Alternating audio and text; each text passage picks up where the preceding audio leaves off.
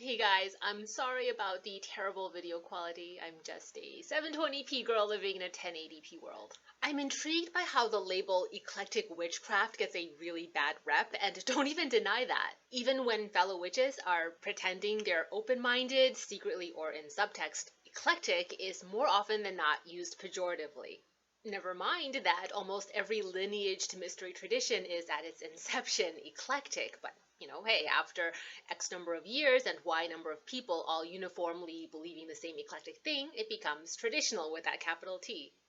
I mean, what's Wicca but a hodgepodge of Western interpretation of Taoism, Hermeticism, Christianized interpretation of the Kabbalah that occultists later are like, let's spell this with a Q instead, and Neoplatonic constructs, though, yes, of course, it's all in honor of English folk magic. Kidding, I'm just bullshitting with you. I have no idea what I'm talking about.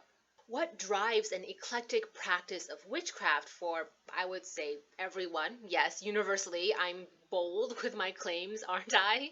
Universally and unanimously, I really do believe eclectic paths start with some intuition that a universal theology exists. When I say theology here, I mean there is an entire world or realm or system of unseen non-physical sentience, intelligence that governs the perceivable physical world of sentience. You know how once upon a time the sun and moon were gods, goddesses, what have you, and the planets were divinities with defined personalities, and sometimes the planet gods were in a good mood and sometimes the planet gods were in a bad mood? Over time, we fine-tuned some of that thought process, and that became the branch of science called astronomy and also meteorology.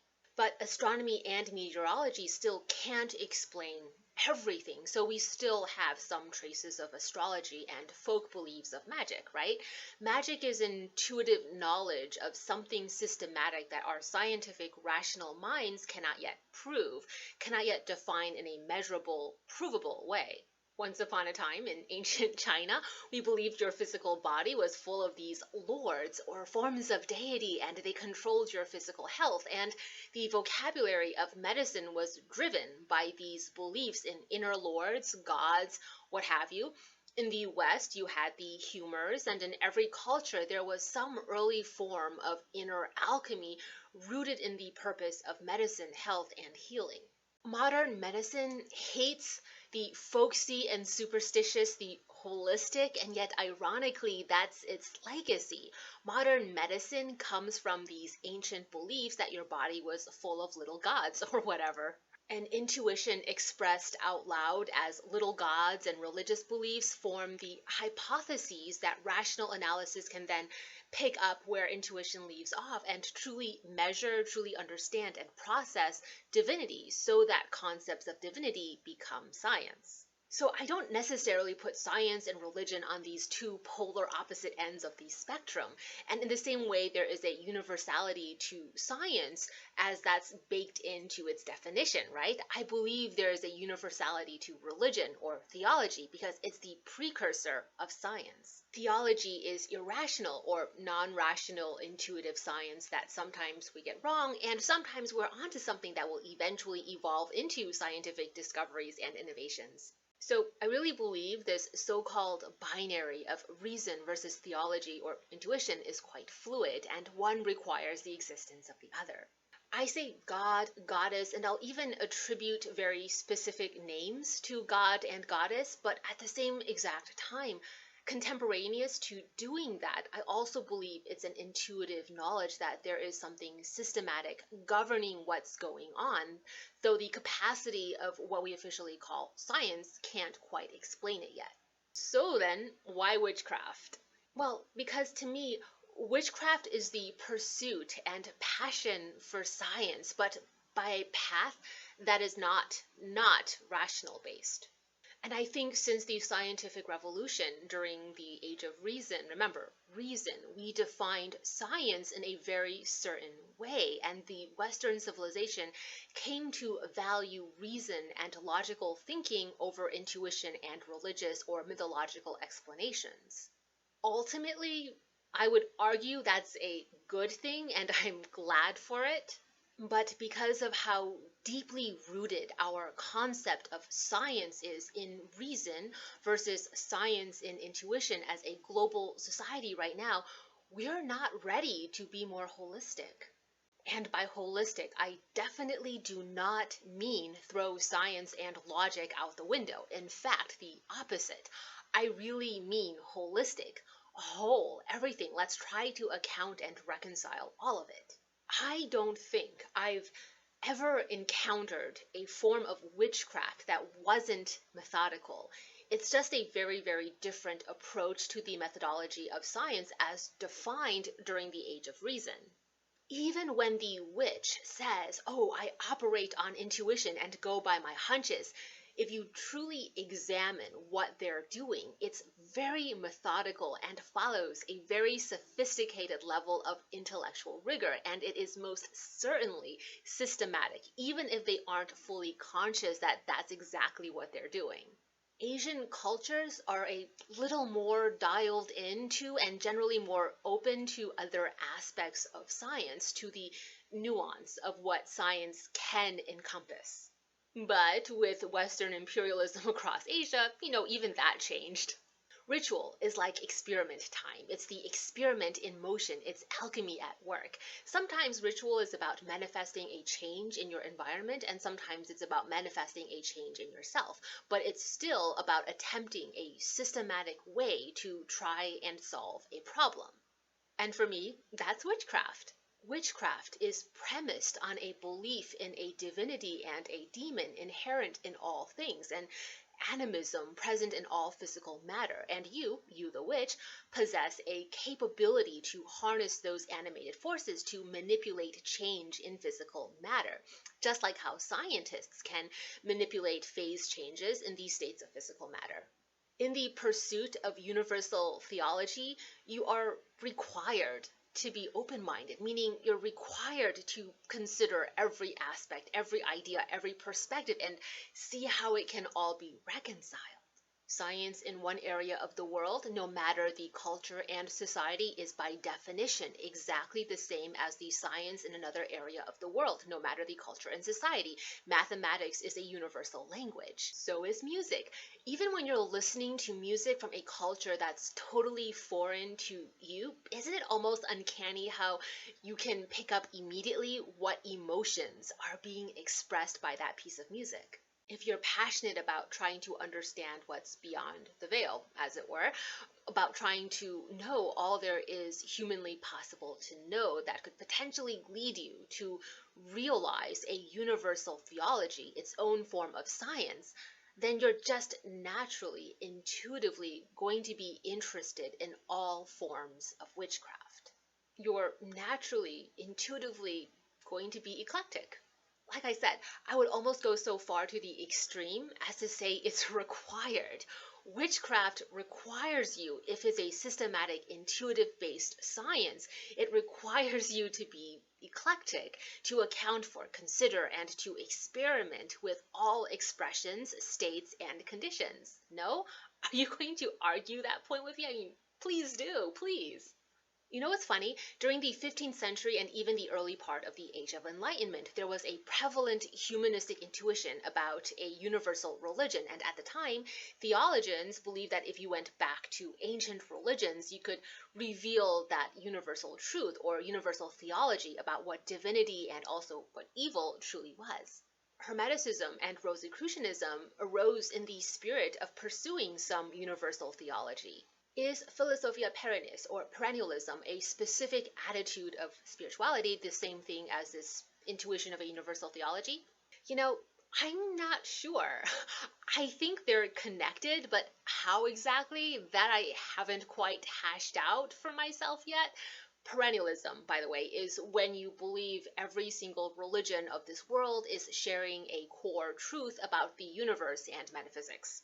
Both perspectives drives eclectic witchcraft. But then the inevitable follow-up to conversations about eclectic witchcraft is cultural appropriation.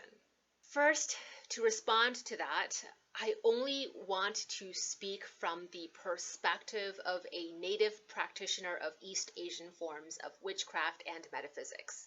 It still all goes back to tribalism. A long time ago, one group tried to wipe out the ideologies and cultural practices of another group.